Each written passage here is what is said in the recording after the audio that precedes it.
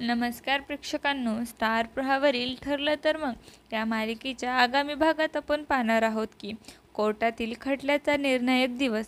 सर्व पुरावे आणि साक्षीवर आधारित निकाल देताना न्यायाधीश जाहीर करतात की विलासचा खून साक्षी शिकरेने केला असून या गुन्ह्यात प्रियाने देखील तिची साथ दिली आहे.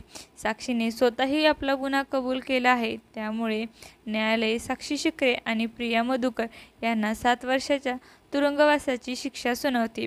शिक्षा जाहीर होतात पोलीस दोघींनाही बेड्या ठेवून तुरुंगात रवाना करतात. त्यावेळी प्रिया पूर्ण आजीशी बोलण्याचा प्रयत्न करते, पण पूर्ण आजी सगळ्यांसमोर तिला कानाखाली मारून स्पष्टपणे सांगतात, गुन्हेगारी वृत्तीच्या मुलीचा आमच्या घराशी आता काहीही संबंध नाही.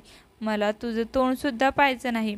नंतर प्रिया कल्पनाला विनवण्याचा प्रयत्न करते, पण कल्पना देखील तिला कानाखाली मारते आणि म्हणते, तू इतक्या नीच स्तरावर जाशील असं मला स्वप्नातसुद्धा वाटलं नव्हतं. सुभेदारांचं घरसुद्धा तुझ्यासाठी आता कायमचं बंद आहे.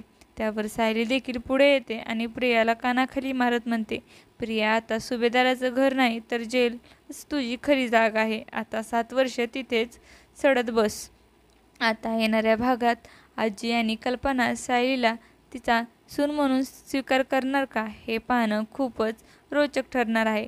तुम्हाला जर आपला व्हिडिओ आवडला असेल तर चॅनलला लाईक, शेअर आणि सबस्क्राईब करायला विसरू नका. धन्यवाद.